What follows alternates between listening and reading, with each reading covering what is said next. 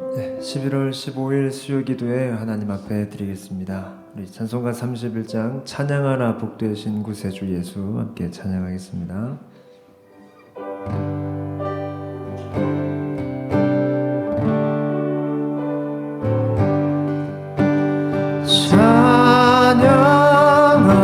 찬양하라 복되신 구세주 예수 백성들아 사랑을 전하세 경배하라 하늘의 천군과 전사 주님 앞에 영광을 돌리세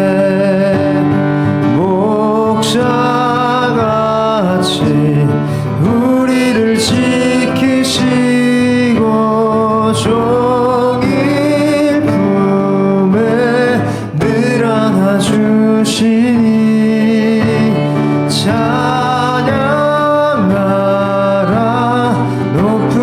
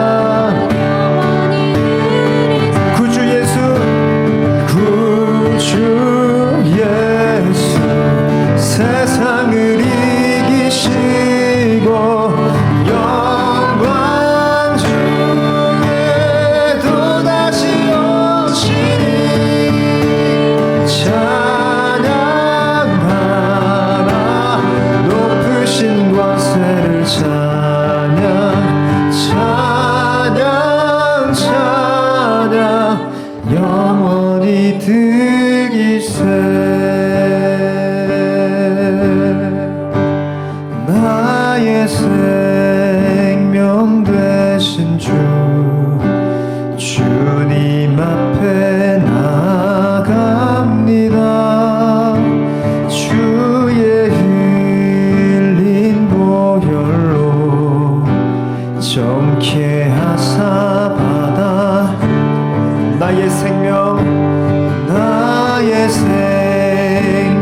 되신 주 주님 앞에 나아갑니다.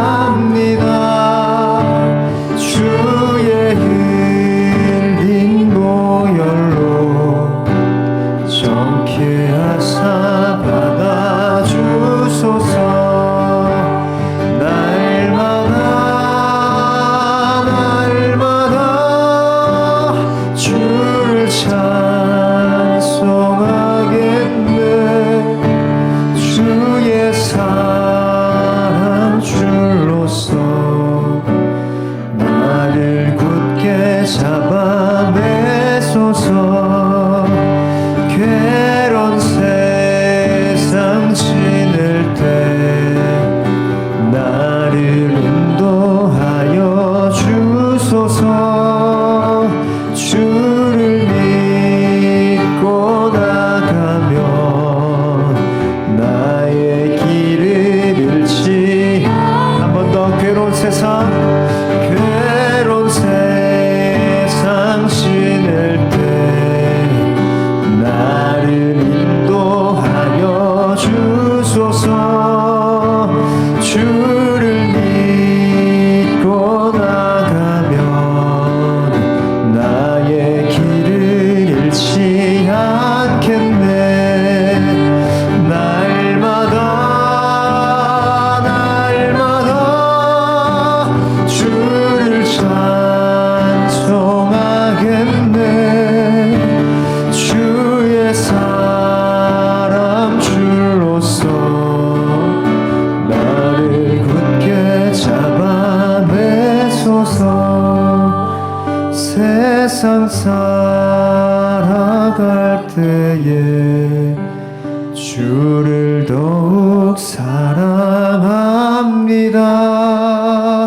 밝고 빛난 천국에 나의 영혼 들어가겠네. 세상 살아갈 때에 주를 더욱 사랑합니다. 밝고 빛난 천국에 나의 영혼 들어가겠네. 날마다 주를 찬송하겠네. 주의 사랑 줄로서 나를 굳게 잡아내. 날마다 주를 찬송하겠네. 주의 사랑 줄로서 나를 굳게. 주의 사랑 줄로서 주의 사랑 줄로서 나를 굳게 잡아내소서.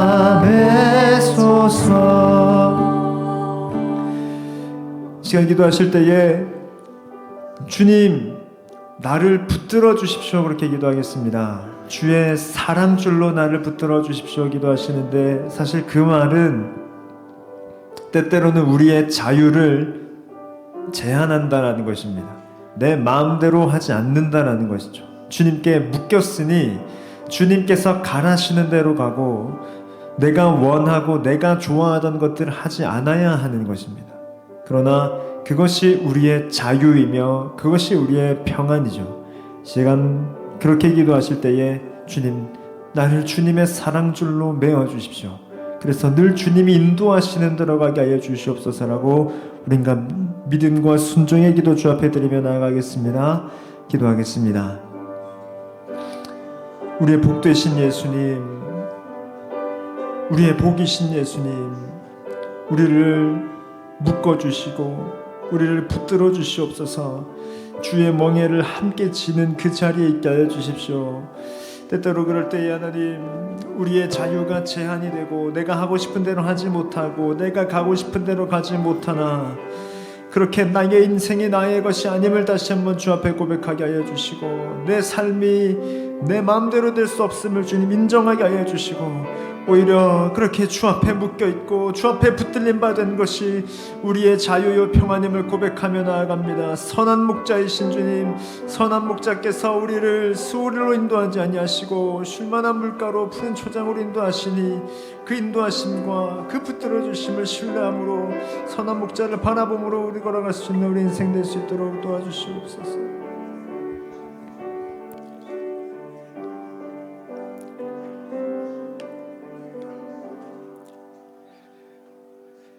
선하심과 인자하심이 영원하신 영광과 찬양을 받으시기에 합당하신 하나님 아버지, 은혜 아니면 죄와 허물로 죽을 수밖에 없는 저희들에게 지혜와 계시의 영을 주셔서 하나님을 알게 해 주시고 하나님을 예배하는 예배자로 세워주신 그 사랑에 감사와 찬양을 드립니다.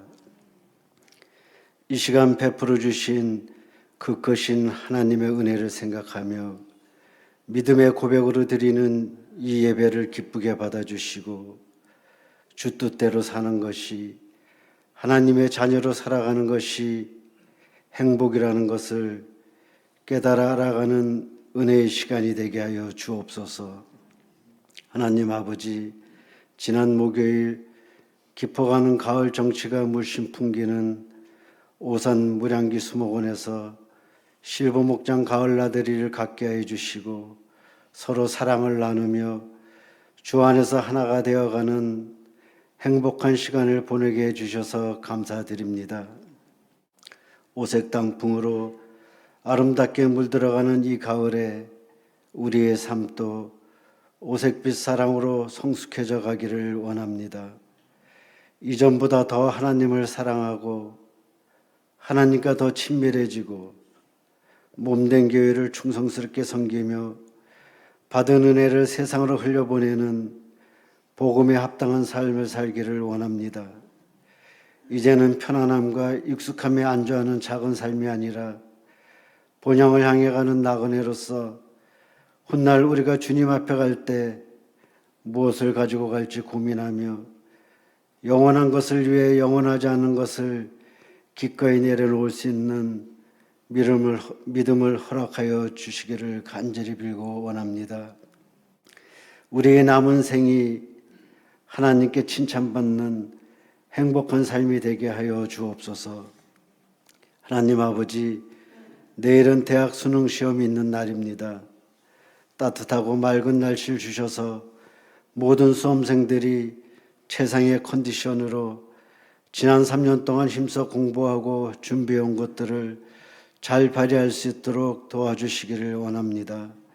우리 드림 형상의 6명의 자녀들도 불안과 염려의 마음을 내려놓고 평안한 마음으로 신실하신 하나님의 인도하심을 구하며 최선을 다하여 좋은 결과를 얻게 하여 주옵소서. 수능 이후 새롭게 시작되는 모든 여정에도 함께 동행하여 주시고 모든 유혹으로부터 지켜주셔서 그리스도인으로서 정체성을 잊지 않고 용기 있게 살아가게 하여 주옵소서. 하나님 아버지, 지금 지구촌 곳곳에서 전쟁과 테러와 지진과 기아로 어린이들을 비롯한 많은 사람들이 정말 이유도 잘 모른 채 생명을 잃고 가정이 무너져가는 안타깝고 가슴 아픈 일들이 일어나고 있습니다. 하나님께서 그곳에 찾아가 주셔서 모든 불의와 악을 제거해 주시고 회복시켜 주옵소서. 다시 일어설 수 있도록 그곳에 하늘 평화와 소망의 빛을 비춰 주시기를 간절히 빌고 원합니다. 북녘 땅에도 자유와 인권이 회복되고 복음의 빛이 비추어지게 하여 주옵소서. 또한 이 시간 원치 않는 질병으로 경제적인 어려움 등 여러 모양으로 지쳐있는 성도님들의 아픈 몸과 상한 심령도 고쳐주시고 위로해 주셔서 독수리가 날개치며 올라가듯 다시 새 힘을 얻어 일어나 달려갈 수 있도록 은혜를 베풀어 주옵소서. 말씀을 전하시는 김영훈 강도사님을 성령 충만함으로 붙들어 주셔서 하나님의 진리의 말씀이 온전히 선포되게 하여 주시고 그 말씀이 아멘이 되어 우리의 삶이 오직 독수리 같으신 여호와 하나님을 앙망하는 삶으로 변화되게 하여 주옵소서. 강도사님을 영육간에 강건케 하여 주시고 시대를 분별하는 지혜와 복음에 대한 담대함을 주셔서 초심을 잃지 않고 예수 그리스도의 십자가 복음과 부활의 새 생명을 온전히 전하는 이 시대에 하나님이 찾으시는 예수님의 제자로 성경의 사람으로 세워져 가게 하여 주옵소서. 실버 목장을 섬기는 주방봉사팀의 사랑의 수고를 기억하여 주시고 오늘 또 아무도 예배하지 않는 그곳에서 주님을 예배하며 험한 십자가의 길, 외로운 순례자의 길을 가는 선교사님들과 미자리 교회들의 평생에 가는 길에 함께 동행하여 주시기를 간절히 바라오며 수고하고 무거운 짐진 자들을 부르시며 푸른 초장 쉴 많은 물가로 인도해 주시는 예수님의 이름으로 기도합니다. 아멘.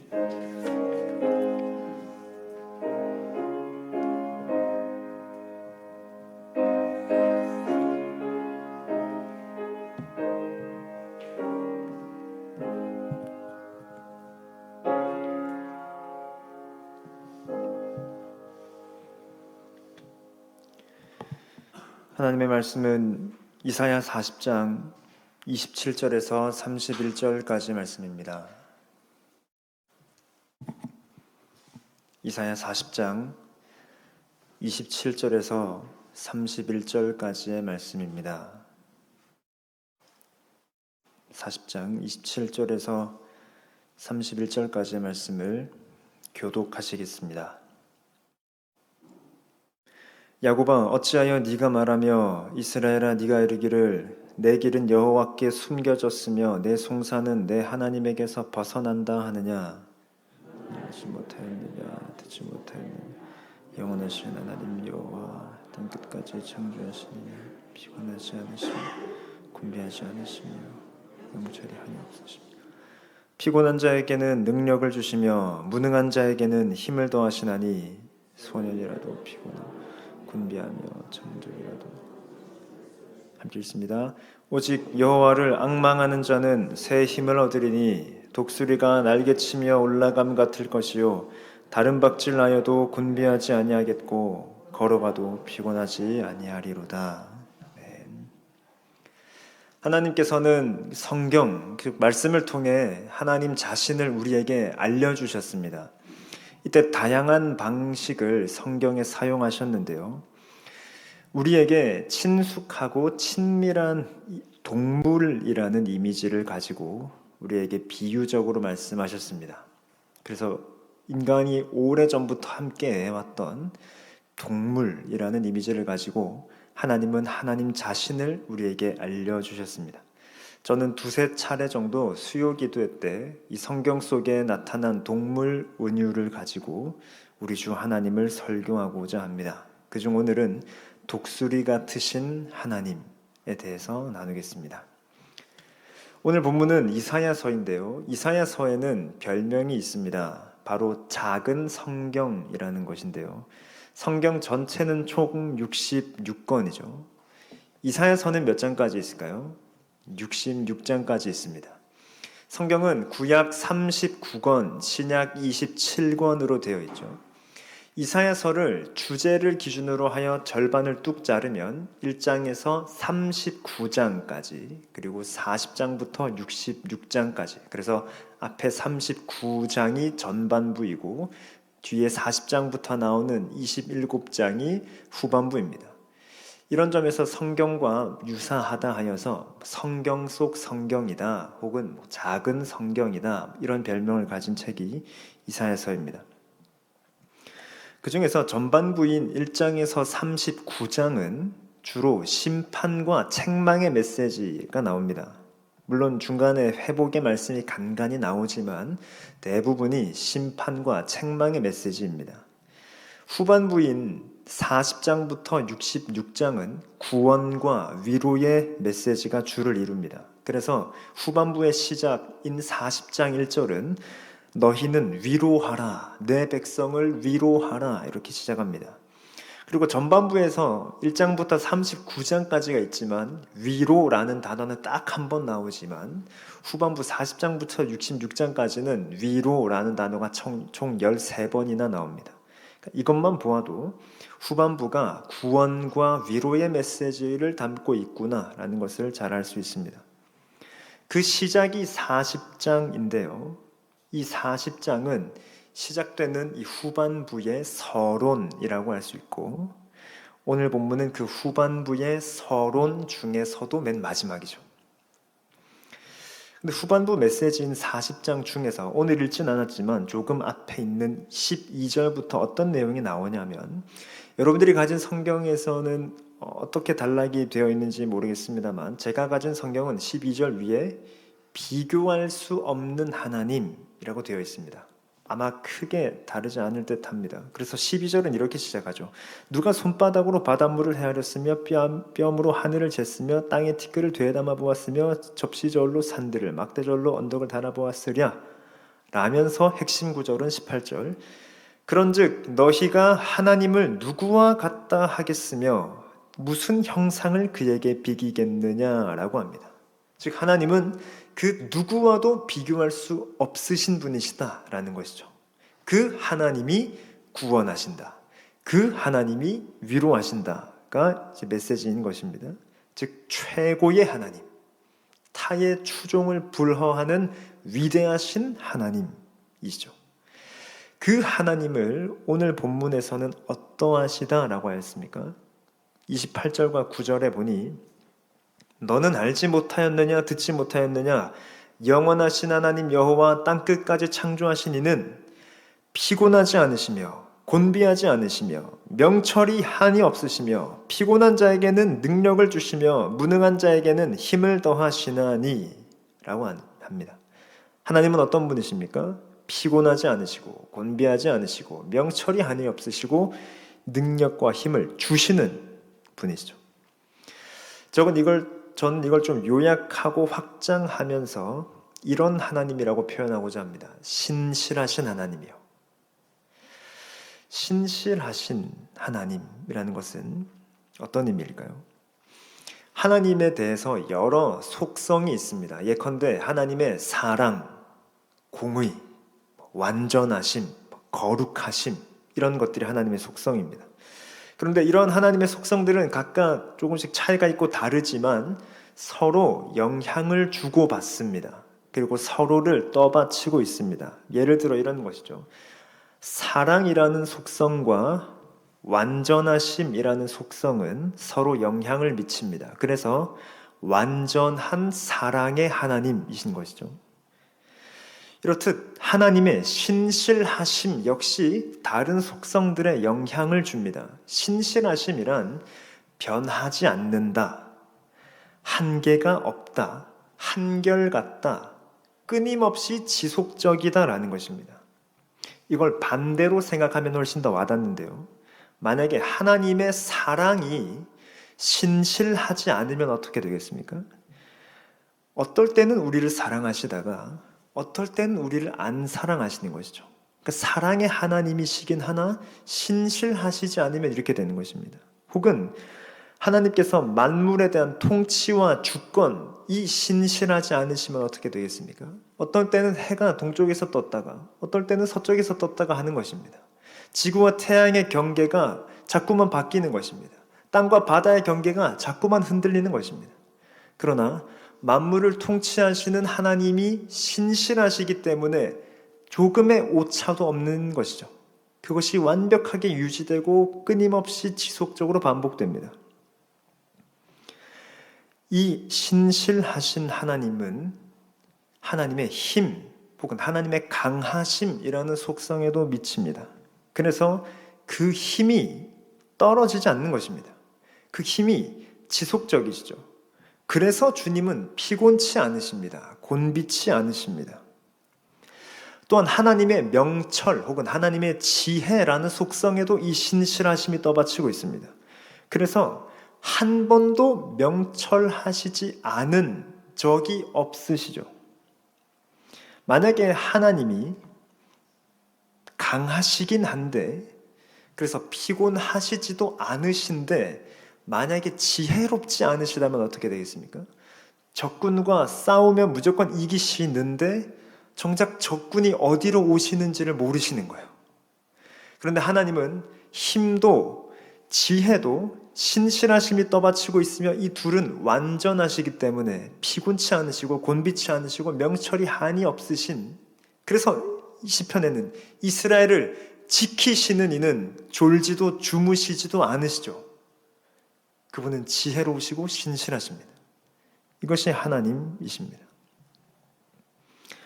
반면 본문에서 우리는 어떤 자라고 얘기합니까? 30절에 보니 소년이라도 피곤하며 곤비하며 장정이라도 넘어지며 쓰러지되 라고 합니다. 즉 우리는 신실하지 않습니다. 제한적입니다. 한계가 있습니다. 에너지를 쓰고 나면 소모됩니다. 소년이라도 피곤하다라고 합니다. 여러분들 아시겠지만 아이들은 어른에 비해서 체력이 훨씬 좋죠. 그러니까 아이들의 근육은 거의 운동선수의 근육의 질과 맞먹는다라고 합니다. 근데 대신에 어린이들의 근육이 섬유세포가 작아서 힘이 없는 것이라고 해요. 대신에 지치지 않는다라고 합니다. 그러니까 근육 활동을 하고 나면 젖산이라는 것이 쌓이는데 이게 우리로 하여금 피로를 느끼게 하는 것이죠. 근데 아이들은 그 근육의 질이 좋아서 이 젖산이 적게 쌓인다고 합니다. 그래서 우리보다 덜 피곤하고 그렇게 미친 듯이 뛰어다녀도 걔네들은 피곤하지 않는 겁니다. 지금 저희 초등부에 박이우라는 친구가 있습니다. 초등학교 4학년인데 그 친구는 온 교회를 뛰어다니면서 모든 성도님들에게 인사하고 여기저기 다 뛰어다닙니다. 저는 이 교회 와서 이유가 지친 걸 한 번도 본 적이 없어요. 근데 그런 이유도 집에 가면 뻗어서 자는 것이죠. 그러니까 소년이라도 피곤하며 곤비합니다. 그리고 장정이라도 넘어지며 쓰러집니다. 제가 아무리 젊은이지만 저도 피곤할 때가 있고 저도 쓰러질 때가 있고 넘어질 때가 있는 것이죠. 여러분들이 보실 때에는 아이고 철도 씹어 먹겠네 하시겠지만 철 못 씹어 먹습니다. 이게 우리입니다. 지금 성경은 소년과 장정이라는 우리가 볼 때엔 지치지 않고 강한 두 이미지를 들이댔지만 그들도 그러하다면 하물며 인생이 어떻겠느냐라는 것이죠. 우리는 약합니다. 이사야 본문에 근거하면 어떻습니까? 이스라엘이 약하죠. 힘이 없습니다. 그래서 포로로 끌려가는 것입니다. 넘어지고 쓰러졌죠. 일어날 수 없습니다. 우리도 마찬가지입니다. 여러분들은 요즘 어떠신지요? 지쳤습니다. 피곤합니다. 마음이 약해져 있습니다. 일이 손에 잡히지 않습니다. 더 이상 동기부여가 되지 않습니다. 아이디어가 떠오르지도 않습니다. 내일 또다시 같은 일을 반복해야 한다는 것이 싫습니다. 새로운 일을 또 맡는 것이 두렵습니다. 사람들을 만나는 것도 귀찮습니다. 쉽게 상처받습니다. 이게 오늘날 현대인들에게 아주 흔히 나타나는 것이죠. 다 지쳐있고 다 피곤합니다. 즉 우린 신실하지 않고 제한적입니다. 그래서 우리에게 필요한 것이 무엇입니까? 힘이 필요합니다. 다시 일어날 힘이 필요합니다. 생동감을 주는 힘이 필요합니다. 고난을 견딜 수 있는 힘이 필요합니다. 힘들어도 웃을 수 있는 힘이 필요합니다. 믿음이 약한 지체를 독려할 수 있는 힘이 필요합니다. 부당한 현실도 당당히 맞이할 수 있는 힘이 필요합니다. 우린 힘이 너무너무 필요하죠.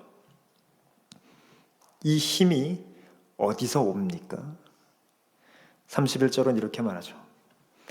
오직 여호와를 앙망하는 자는 새 힘을 얻으리니 독수리가 날개치며 올라감 같을 것이요 다른 박질하여도 곤배하지 아니하겠고 걸어가도 피곤하지 아니하리로다. 자, 이제 핵심 본문에 이르렀습니다.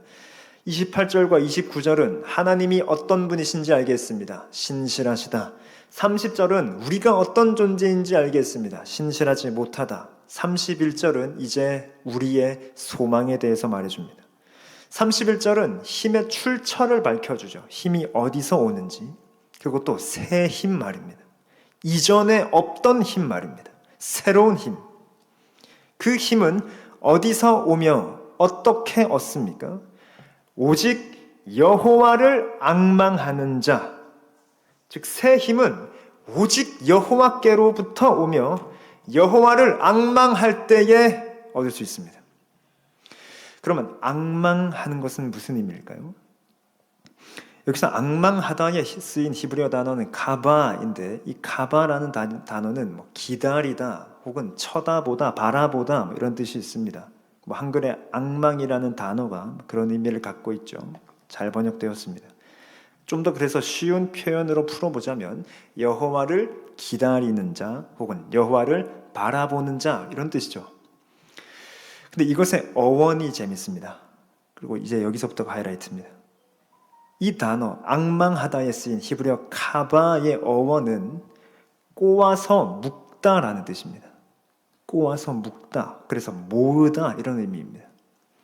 그러면 여호와를 앙망한다, 바라본다의 어원적인 의미를 따져볼 때에 두 가지 이미지를 가집니다.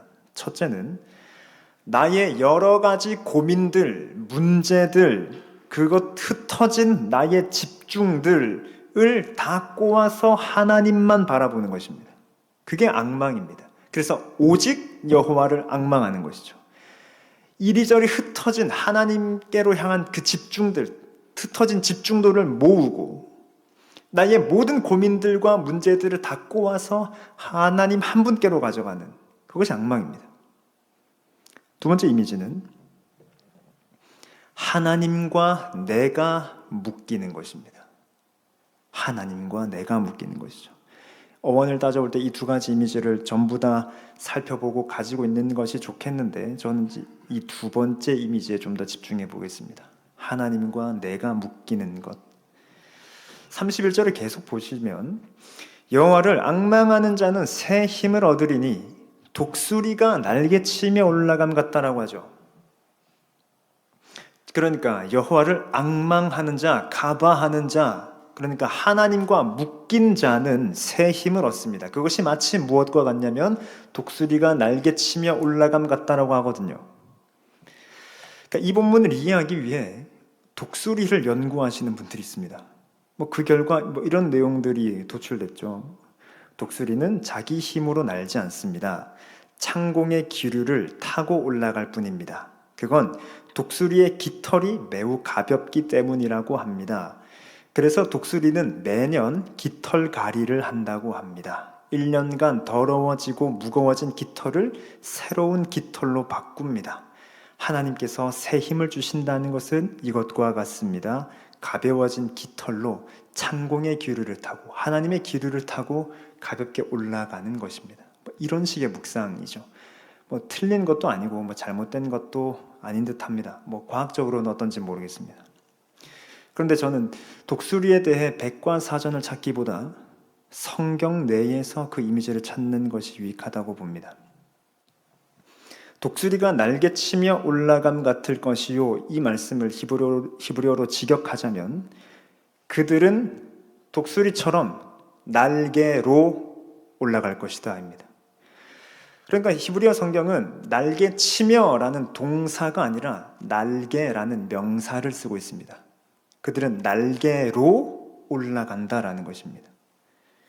즉 여호와를 앙망하는 자, 묶인 자는 날개로 올라갑니다. 왜죠? 두 가지 참고 본문을 살펴보면 이해가 갑니다. 첫 번째 참고 본문은 출애굽기 19장 4절인데 자막을 보시면 제가 읽겠습니다. 하나님께서 하신 말씀입니다. 내가 애굽 사람에게 어떻게 행하였음과 내가 어떻게 독수리 날개로 너희를 업어 내게로 인도하였음을 너희가 보았느니라. 출애굽기 19장은 신의 산에서 언약을 맺으실 때에 하나님께서 하시는 말씀인데요. 그 장면에서 지금 보시는 표현이 나오는 것입니다. 내가 독수리 날개로 너희를 업어 내게로 인도하였다. 이건 무엇을 염두에 두고 하신 말씀이냐면 출애굽시켜서 광야로 인도하시는 그 하나님을 하나님 스스로 독수리 날개로 너희를 업어서 내게로 인도하였다라고 하고 계시는 것입니다. 즉 이스라엘이 출애굽한 것과 광야 여정은 하나님께서 독수리 날개로 업어 인도하시는 것이죠. 한 가지 본문을 더 봅니다. 신명기 32장인데요. 이것도 제가 읽겠습니다. 여호와께서 그를 황무지에서 짐승이 부르짖는 광야에서 만나시고 호위하시며 보호하시며 자기의 눈동자같이 지키셨도다. 마치 독수리가 자기의 보금자리를 어지럽게 하며 자기의 새끼 위에 너풀거리며 그의 날개를 펴서 새끼를 받으며 그의 날개 위에 그것을 엎는 것 같이 여호와께서 홀로 그를 인도하셨고 그와 함께한 다른 신이 없었도다. 또 독수리에 대한 이미지가 나오죠. 하나님께는 지금 무엇이라고 말씀하시냐면 광야에서 내가 너를 지키고 호위한 것, 그래서 홀로 인도하신 것은 마치 독수리가 그 새끼를 엎는 것과 같다라고 합니다. 아까 출애굽기 19장과 똑같죠. 즉 성경은 하나님을 독수리 은유로 우리에게 알려주고 있는데 독수리 날개로 우리를 업으셨다라는 것입니다. 즉 하나님이 지키시고 보호하시고 인도하시는 것을 그분이 우리를 독수리 날개로 업으셨다라고 하는 것이죠. 신실하게 말입니다. 그러면 원래 오늘 본문으로 다시 돌아옵니다. 31절 여호와를 앙망하는 자는 새 힘을 얻으리니 독수리가 날개치며 올라감 같다 하였습니다. 제가 앙망하는 자는 여호와 하나님과 묶인 자라는 것을 뜻한다 하였고 독수리가 날개치며 올라가는 것은 날개로 올라간다라고 하였습니다. 이것이 아까 제가 살펴본 출애굽기와 신명기와 연결이 되죠. 그럼 다 정리해서 결론을 내리면 새 힘을 얻는 것의 실체는 무엇입니까? 하나님께서 우리를 업으시고 창공을 향해 날아오르시는 것입니다. 독수리 같이 날아오르는 것은 내 날개가 아니었던 것이죠. 하나님의 날개입니다. 독수리와 같은 새 힘은 나의 힘이 아닙니다. 하나님의 힘입니다. 지쳐있던 나를 재충전하셔서 내가 뛰고 날도록 하시는 것이 아니라 하나님이 나를 업고 날아가시는 그것이 바로 새 힘입니다. 나의 힘이 아니죠. 그러니 뒷구절이 이해가 됩니다. 다른 박질하여도 곤비하지 아니하겠고 걸어가도 피곤하지 않습니다. 왜요? 등에 엎여 있잖아요. 내가 뛰는 게 아닙니다. 놀라운 초인적인 새 힘이 내게 와서 29절에서는 30절에서는 소년이 피곤하고 장정이라도 넘어졌는데 갑자기 새 힘을 얻어서 안 넘어지게 됐다기보다는 새 힘이신 하나님께서 나를 업고 가시니 나는 더 이상 안 피곤하죠. 그러니까 28절에서 하나님이 피곤하시지 않고 곤비하시지 않는 분이시기 때문에 31절에서 그분의 날개로 날아오르는 우리가 더 이상 피곤하지 않고 곤비하지 않습니다. 하나님이 그런 분이 아니시기 때문이죠. 우린 여전히 신실하지 못한 제한적인 소모적인 존재입니다. 새 힘을 얻는다고 우리가 갑자기 초인적인 존재가 되지 않습니다. 하나님의 등에 엎여 있는 것이죠. 그러니 하나님께서 주시는 독수리 같은 새 힘이란 내 날개에 힘이 생기는 것이 아니라 하나님의 날개입니다. 내가 용맹한 장수가 되는 것이 아닙니다. 용맹한 장수이신 그리스도께서 나를 대신하여 싸우시는 것입니다. 이걸 착각하면 호가 호위격이 되는 것입니다. 여우가 호랑이의 위세를 부리는 격이죠. 사실은 앞에 선 여우가 아니라 뒤에 따라가는 호랑이를 보고 다른 동물들이 도망가는 것 아니겠습니까? 우리의 신앙생활이 이렇게 될 수 있습니다. 오늘 본문이 악용될 수 있습니다. 하나님을 통해 새 힘을 얻어서 위세를 떨쳐보려는 하나님을 이용하는 것이죠. 교만입니다. 우리의 신앙생활이 자칫 이렇게 될 수 있습니다. 그래서는 안 됩니다. 우리의 할 일은 무엇이죠? 그분께 업히는 것이죠. 그분께 묶이는 것입니다. 그분을 의지하는 것입니다. 이게 겸손입니다. 나는 30절, 주님 나는 피곤한 존재, 곤비한 존재, 제한적인 존재가 맞습니다. 한계가 있습니다. 이걸 인정하고 그분께 업히는 것입니다. 그럼 저는 이제 마지막으로 두 가지 적용을 해보겠습니다. 첫 번째, 그러면 어떻게 여호와를 앙망합니까? 어떻게 그분과 묶이고 연합됩니까? 그래서 갈라디아서 2장 20절이 있습니다. 내가 그리스도와 함께 십자가에 못 박혔나니 그런즉 이제는 내가 사는 것이 아니요 나를 위하여 나를 사랑하사 나를 위하여 자기 자신을 버리신 하나님의 아들을 믿는 믿음 안에서 사는 것이라. 그리스도와 함께 십자가에 못 박히는 것입니다. 즉 어떻게 그분과 묶이게 됩니까? 십자가죠. 예수님의 십자가에 내가 못 박혀야 합니다. 성령 하나님께서 우리를 그 십자가로 인도하여 주셔서 그리스도와 함께 죽는 것, 그래서 그냥 나사렛 예수님의 십자가로 남지 않고 자기 십자가, 나의 십자가가 되는 것, 그렇게 자기 십자가를 지고 자기를 부인하는 것, 그것이 주님과 하나 되는 것입니다. 그때의 새 힘을 얻죠. 그러니 오늘 본문에서 아까 새 힘은 나의 날개가 아니라 했습니다. 하나님의 날개입니다. 갈라디아서 2장 20절도 마찬가지로 내가 사는 것이 아니죠. 내 안에 그리스도께서 사시는 것입니다. 그분을 믿는 믿음 안에서 사는 것입니다. 이것이 새 힘이죠. 그러니 새 힘은 믿음입니다. 믿음이 새 힘입니다. 두 번째 적용인데요.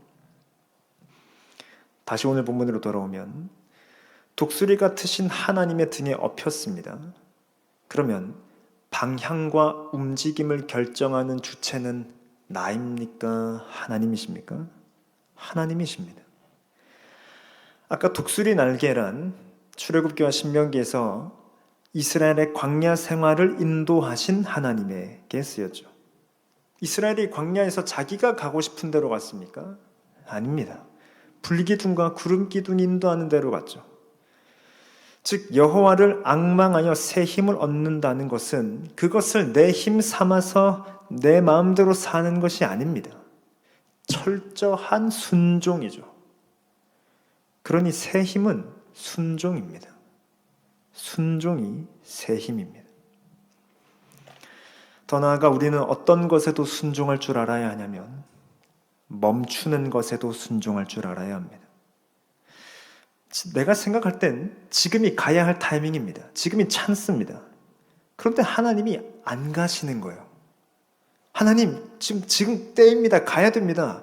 하나님 같이 창공을 향해 날아오르시죠. 지금이 찬스입니다. 그런데 하나님이 안 가시는 거예요. 우리는 여기에 순종할 줄 알아야 합니다. 심지어 그렇게 하나님께서 안 가셔서 멈춰있고 내가 생각한 기회가 내 눈앞에서 그냥 버스처럼 지나갔을 때 우리는 그것이 하나님의 뜻인 줄로 알아야 합니다. 혹은 하나님께서 다시 뒤로 인도하실 수도 있습니다. 왔던 길을 되돌아가게끔 하실 때도 있습니다. 이스라엘의 광야 생활이 그랬죠. 40일이면 갈 거리를 40년을 돌지 않았습니까? 그 말은 갔던 길을 또 가고 왔던 길을 또 가고 그 반복이 있었던 것입니다. 우리는 하나님께서 나를 업으셨을 때 그렇게 왔던 길을 또 갈 수 있다라는 것에도 순종할 줄 알아야 합니다. 그러면 우리는 하나님이 그렇게 멈춰 계실 때 혹은 다시 뒤로 가실 때 진이 빠집니다. 맥이 빠집니다. 힘 빠집니다. 왜 그렇게 하시는지 모르겠습니다. 근데 그 이유를 성경에서 발견합니다. 신명기 8장 3절 너를 낮추시며 너를 줄이게 하시며 또 너도 알지 못하며 네 조상들도 알지 못하던 만나를 내게 먹이신 것은 사람이 떡으로만 사는 것이 아니요 여호와의 입에서 나오는 모든 말씀으로 사는 줄을 네가 알게 하려 하심이니라. 하나님께서 새 힘을 베푸시는 방식 중 하나는 우리의 힘을 빼시는 것입니다. 일부러 우리를 낮추십니다. 일부러 우리를 줄이게 하십니다. 그래서 아무 힘도 쓰지 못한 채 그저 하나님의 등에 엎여 있도록 합니다. 그러면 깨닫죠. 떡으로 사는 게 아니라 말씀으로 사는 거구나. 떡이란 내가 수고하는 것입니다. 내가 수고해서 내가 만드는 것이죠. 내가 농사지어서 내가 추수해서 내가 반죽해서 내 마음대로 먹는 것이 떡입니다. 내 힘이죠. 그러나 사람은 그것으로만 살지 않습니다. 내가 전혀 수고하지 않은 것, 철저하게 하늘에서부터 내려왔던 그 만나, 하늘 아버지께로부터 내려오는 말씀으로 사는 것입니다. 그것이 새 힘입니다. 이 고백은 신약으로 넘어와 바울을 통해서도 전해집니다. 고린도후서 1장 8절에서 9절인데 이건 함께 읽어보겠습니다. 형제들아, 우리가 아시아에서 당한 환난을 너희가 모르기를 원하지 아니하노니 힘에 겹도록 심한 고난을 당하여 살 소망까지 끊어지고 우리는 우리 자신이 사형 선고를 받은 줄 알았으니 이는 우리로 자기를 의지하지 말고 오직 죽은 자를 다시 살리시는 하나님만 의지하게 하심이라. 바울이 환난을 당했습니다. 힘에 겹도록 심한 고난을 당했습니다. 그래서 살 소망도 끊어졌습니다. 마치 사형 선고를 받은 것만 같습니다. 그냥 죽을 날만 받아놓고 기다리고 있는 아무것도 할 수 없는 상태까지 갔습니다. 왜 그렇게까지 됐습니까? 이는 자기를 의지하지 말고 오직 죽은 자를 다시 살리시는 하나님만 의지하게 하심이라. 아까 신명기에서 하나님은 일부러 낮추시고 일부러 줄이게 하셨습니다. 그것은 떡이 아니라 말씀으로만 사는 것을 알게 하려 하심이라고 하였죠. 마찬가지로 하나님은 바울에게 일부러 심한 고난과 환난을 주셨습니다. 그것은 자기를 의지하지 않고 하나님만 의지하게 하시기 위함이죠. 이것이 새 힘입니다. 정리하면서 말씀을 맺고자 합니다. 여호와를 앙망하는 것은 묶이는 것입니다. 그분과 내가 하나가 되는 것이죠. 그리스도와 함께 십자가에 못 박히는 것입니다. 그래서 나는 죽고 예수님만 사는 것입니다. 그런 점에서 새 힘은 믿음입니다. 그분과 하나 되어 살아갈 때 핸들은 하나님께 있습니다. 그런 점에서 새 힘은 순종입니다. 그런데 그분이 나를 인도하시는 것을 보니 광야에서 일부러 줄이게 하십니다. 일부러 낮추십니다. 일부러 환난과 고난을 겪게 하셔서 죽은 것과 같이 되게 하십니다. 그것은 나 자신을 의지하지 않고 오직 하나님만 의지하도록 하시기 위함입니다. 하나님은 독수리와 같으신 분이십니다. 우리를 업고 가시는데요. 물론 약간의 낭설이 좀 포함되어 있는데 흔히 알려진 실제 독수리와 독수리 같으신 하나님의 차이가 뭔지 아세요? 흔히들 들어보신 독수리 훈련법 아시죠? 어미 독수리는 때가 되면 어린 새끼들을 일부러 낭떠러지 밑으로 떨어뜨립니다. 새끼들은 비명을 지르면서 어설프게 날개짓합니다. 그러면 바닥에 다 떨어지기 전에 어미 독수리가 새끼 독수리를 걷어올리죠. 이 과정을 수없이 반복하여 새끼 독수리가 스스로 날도록 합니다. 즉 자립심을 기르기 위함이죠. 반면 독수리 같으신 우리 하나님은 반대입니다. 하나님은 우리를 낭떠러지로 떨어뜨리십니다. 광야로 내모십니다. 이건 우리의 자립심을 기르게 하시기 위함이 아닙니다. 오히려 나의 자아를 산산이 깨시는 것입니다. 나의 자립심, 내가 혼자 할 수 있습니다. 나의 자존심, 나 그것까진 포기 못합니다. 그걸 다 부수시는 것이죠. 그래서 철저히 하나님만 의지하게 하시는 것입니다. 그래서 성경이 드러내는 독수리 같으신 하나님은 그 누구도 비할 수 없는 온 만유의 통치자요 강하고 능하신 왕이시며 피곤하거나 곤비치 않으시고 명철이 한이 없으신 분이시다라는 것을 우리로 하여금 알게 하는 것입니다. 그러니 스스로의 날갯짓을 멈추시고 그분의 등에 업히십시오. 그때에만 비로소 하늘을 살 수 있습니다. 그분의 등에서 하늘을 사는 저와 여러분 되시길 바랍니다. 찬송가 391장 오 놀라운 구세주 함께 찬양하겠습니다.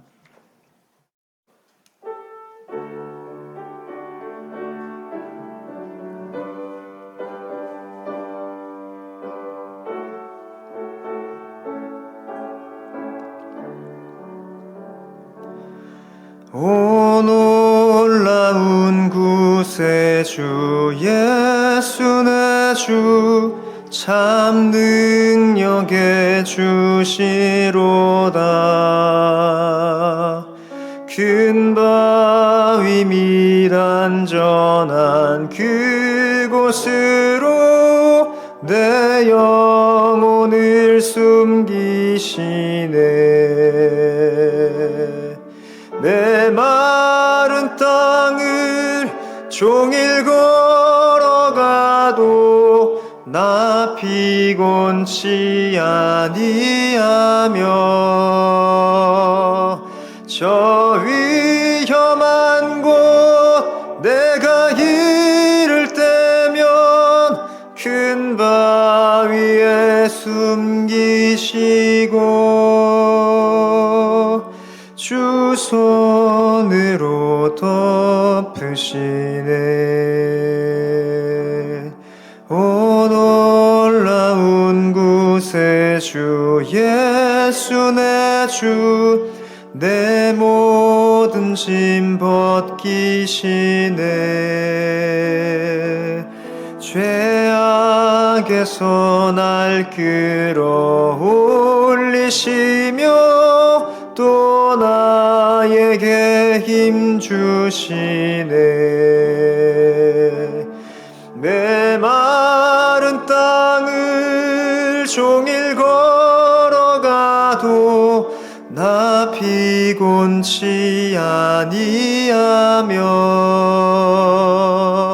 저 위험한 곳 내가 이를 때면 큰 바위에 숨기시고 주 손으로 덮으시네. 증량 못할 은혜로 채우시며 늘 성령에 감화주사 큰 기쁨 중 주님을 찬양토록 내 믿음을 도우시네. 내 마른 땅을 종일 걸어가도 나 피곤치 아니하며 저 위험한 곳 내가 이를 때면 큰 바위에 숨기시고 주 손으로 덮으시네. 주 예수님 공중에 임하실 때 나 일어나 맞이하리. 그 구원의 은총을 노래하리. 저 천군과 천사 함께 내 마른 땅을 종일 걸어가도 나 피곤치 아니하며 저 위험한 곳 내가 이를 때면 큰 바위에 숨기시고 주 손으로 덮으시네.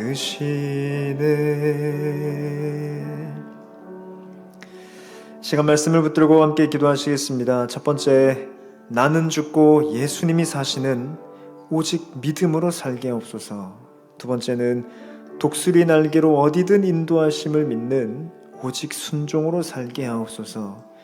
세 번째, 독수리 같으신 하나님과 함께하여 하늘을 살게 하옵소서. 여러분이 기대하셨던 새 힘은 무엇입니까? 그리고 오늘 말씀을 들으면서 새롭게 발견하게 되신 새 힘은 무엇입니까? 주셨던 말씀 붙들고 주신 기도 제목 가지고 우리 한번 같이 기도하면서 더욱더 주 앞에 간절히 나아가겠습니다. 기도하겠습니다. 아버지 하나님, 힘이 필요합니다. 우리는 피곤하여 있고 우리는 지쳐 있습니다. 하나님, 그래서 해야 할 일을 제대로 감당하지 못할 때가 있고 나의 사명을 오롯이 감당하지 못할 때가 있고 성숙한 신앙인으로서 해야 할 일들이 있음에도 불구하고 하나님, 그것을 오로지 감당하지 못하고 있는 저의 연약함과 불신실함이 있습니다. 신실하신 하나님, 제한이 없으시고 한량이 없으시고 명철이 한이 없으시고 힘이 떨어지지 않으시는 능력의 하나님, 강하고 능하신 왕이시여, 우리가 그분의 등에 업히기를 원합니다. 그러하여 나는 죽고 오직 예수 그리스도만 사시는 오직 믿음의 삶이 나에게 있게 하여 주시옵소서. 이제는 내가 사는 것이 아니라 내 안에 그리스도께서 사시는 것임을 다시 한번 의지하며 주 앞에 나아가게 하옵소서. 그러나 하나님께서 우리를 어디든 인도하실 때에 하나님, 내 생각과 다르고 내 판단과 달랐으나 그럼에도 불구하고 그 하나님께 오롯이 순종할 수 있는 그 순종의 마음도 주시옵소서. 하나님, 그럴 때에야만 비로소 하늘을 살 수 있음을 주님 고백하니 우리 주와 함께 날아올라 주여 하늘 시민권자로 살아가게 하여 주시고 이 땅에 발붙이고 살지만 하늘을 누리며 하늘을 느끼며 살아갈 수 있도록 인도하여 주시고, 그렇기에 어디서나 어디 가나 어디 있든 예수 그리스도와 함께하고 있음을 주 다시 한번 확신하게 하여 주시옵소서. 그런 우리의 삶이 되게 하시고 하나님을 이용하거나 하나님을 사용하는 새 힘이 아닌 오직 나는 죽고 예수 그리스도만 사시는 나의 힘은 없고 오직 우리 주 여호와 하나님만 드러나시는 우리 삶 될 수 있도록 인도하여 주시옵소서. 그러므로 우리를 피곤치 않게 하시고 그러므로 우리를 붙들어 주시고 그러므로 우리를 새롭게 하시는 주를 인도하여 주시고 날개로 덮으심을 묵상하게 하옵소서.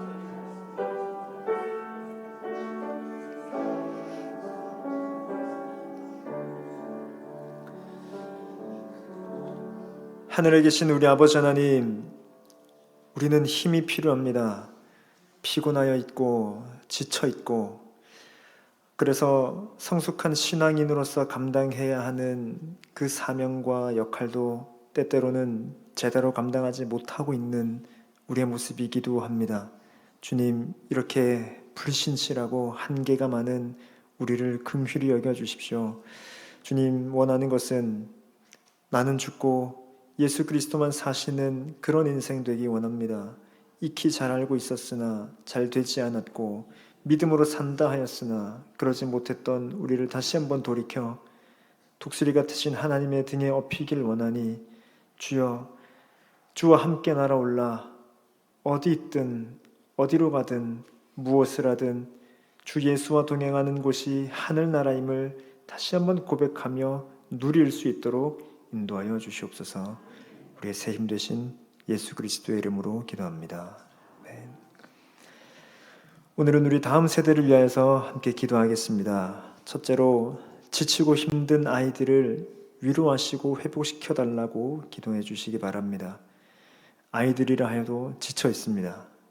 글쎄요, 제가 청소년부를 맡고 있어서 청소년부 아이들을 보고 있어서 그런지 모르겠지만 아이들도 많이 지쳐 있습니다. 올 한 해 이 아이들도 열심히 달려왔죠. 11월이라는 뜻은 아이들이 이미 열심히 새롭게 다짐하고 해보겠다고 한 지가 11개월이 지났고 두 번의 학기를 지나면서 다시 결심하고 또 좌절하였던 것을 이 아이들이 지금 또 경험하고 있다는 뜻입니다. 그게 11월입니다. 이 아이들을 위로하고 회복시켜달라고 기도해 주시기 바랍니다. 두 번째로, 예배에 생동감 있는 다음 세대 되게 해달라고 기도해 주시기 바랍니다. 그 새 힘은 예배를 통해 얻을 수 있습니다. 이 아이들이 주일 예배, 거기서 생동감을 얻게 하여 주시고 주일 성수하는 다음 세대 되게 해달라고 기도해 주십시오. 또한 세 번째로는 내일 있을 수능을 위하여서 우리 수험생 자녀들을 위해 기도하겠습니다.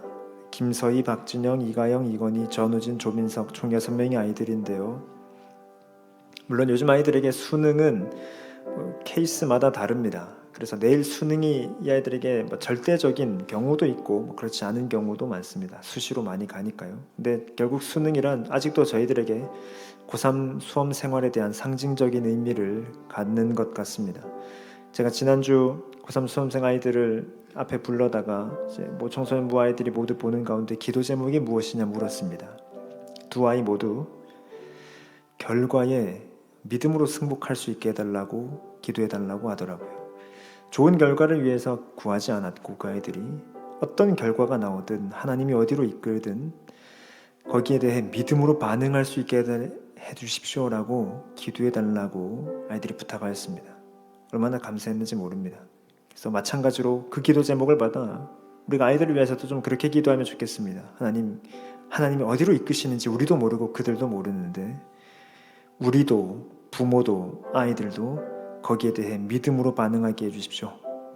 그 기도 제목의 그늘 아래서 아이들을 위해 생각나시는 대로 좀 기도해 주시기 바랍니다. 그래서 우리 다음 세대를 위해서 화면에 보이시는 3가지 기도 제목 가지고 한번 같이 간절하게 기도하도록 하겠습니다. 기도합니다. 하나님, 우리 다음 세대 아이들을 위하여서 기도합니다. 하나님, 아무리 어린아이라 하여도 아무리 유치원생이라 하여도 너 인생이 힘드니라고 물어보면 힘들다고 말하는 그런 세대 아니겠습니까? 우리는 그 아이들이 네가 뭐가 힘들겠느냐 참 좋을 때다라고 말하지만 주님, 아이들도 많이 지쳐있고 아이들도 많이 상처받았지 않습니까?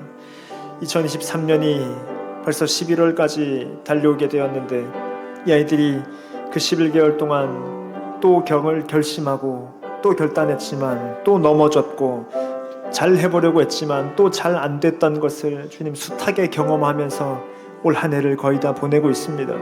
하나님이 지치고 힘든 아이들을 위로하여 주시고 무엇보다 그들에게 새 힘이 되시는 그 하나님을 이 아이들이 만나고 경험할 수 있도록 도와주십시오.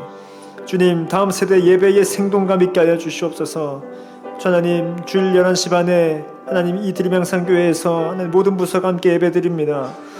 그 예배 가운데 생동감 있게 하여 주십시오.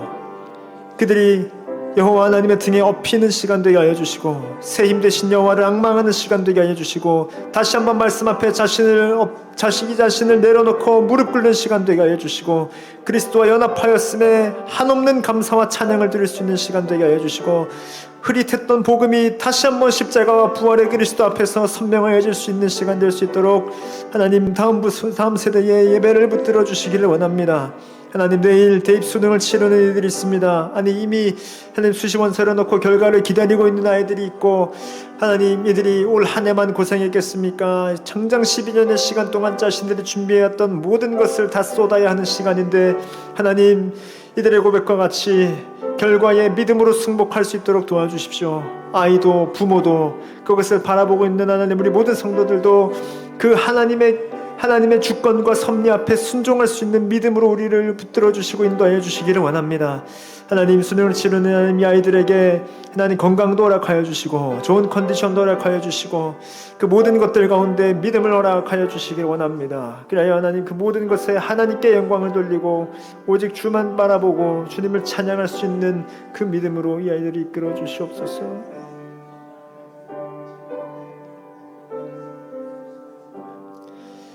마지막으로 성도들을 위한 기도하겠습니다.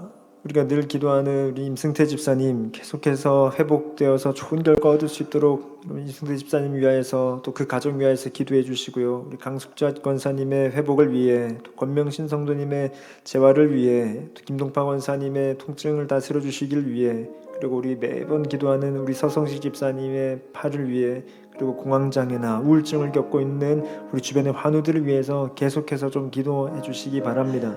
그리고 이 화면에 없는 여러분들이 알고 계시는 기도가 필요한 몸과 마음이 닫혀있고 지쳐있는 이들을 위하여서 기도하실 때에 하나님, 주님께서 그들의 새 힘이 되어 주십소서라고 우리 성도들을 위하여서 기도하시고 자유롭게 돌아가시면 되겠습니다. 기도하겠습니다. 주님, 저희 교회가 계속해서 기도하고 있는 하나님 환우들이 있습니다. 주님, 우리 임승태 집사님 가정을 붙들어 주시옵소서. 하나님, 계속해서 회복의 역사가 끊임없이 일어날 수 있도록 도와주십시오. 하나님 상한 몸과 마음이 오롯이 회복될 수 있도록 하나님 붙들어 주시기를 원합니다. 하나님, 모든 세포, 모든 신경, 하나님 모든 신체 부위 하나하나마다 하나님께 다 붙들어 주시옵고, 그래서 이전과 같이 이전보다도 더 하나님 새롭게 새 힘을 얻을 수 있는 그런 은혜가 하나님 우리 임승태 집사님과 그 가정이 있도록 주여 역사하여 주시옵소서. 하나님, 이강숙정 원사님 하나님 속히 복될 수 있도록 붙들어 주십시오. 항암 부작용이 하나님 더 이상 있지 않도록 도와주시고, 하나님 그 모든 회복 과정 가운데에 함께하여 주셔서 하나님 언젠가 완쾌되어 완치되어 다시 한번 주 앞에 오롯이 설 수 있는 은혜도 베풀어 주십시오. 하나님, 고명신 선도님의 고관절 자리 잘 될 수 있도록 주여 붙들어 주시옵소서. 김능박 원사님의 통증을 주님 다스려 주시기를 원합니다. 하나님, 오랜 기간 저희들이 기도하고 있고 그런 만큼 오랜 기간 고통을 당하고 있는 하나님, 이분들의 모든 하나님 기도의 제목 가운데 응답하여 주시옵소서. 하나님, 저희들이 매주 기도하는 우리 서성식 집사님 하나님, 팔의 회복이 계속해서 일어날 수 있도록 도와주시고, 지금껏 은혜로 인도하여 주시고 표적과 이사로 나타내 보여주신 주님께서 앞으로도 계속해서 그 가운데로 인도하여 주시기를 원합니다. 하나님, 이렇게 기도 제목을 내지 못한 우리들의 명상에 많은 식구들이 있습니다. 몸이 다쳤고 마음이 다친 하나님, 영적으로 침체되어 있는 주님, 우리들의 명상에 많은 사랑하는 식구들이 있습니다. 하나님, 그들을 위로하여 주시고 찾아가 주시옵소서. 하나님께서 그들의 삶에 새 힘이 되어 주시고 그들이 여호와의 등에 업힐 줄 아는 참된 믿음과 순종을 허락하여 주시기를 원합니다. 그러나 하나님, 그들의 몸이 낫게 되는 은혜가 있도록 도와주시고, 그들의 하나님 침체되었던 영혼이 다시 살아나는 소생케 되는 은혜가 있도록 도와주시고, 하나님, 그들의 공황장애나 우울증이 그리스도 앞에서 하나님 완전히 치우게 되는 은혜가 있도록 또 주어 붙들어 주시기를 원합니다. 그래, 우리가 기도할 때 응답하시는 그 하나님을 경험하게 하여 주시고 그 하나님과 함께 동행하는 하나님 우리가 될 수 있도록 인도하여 주시기를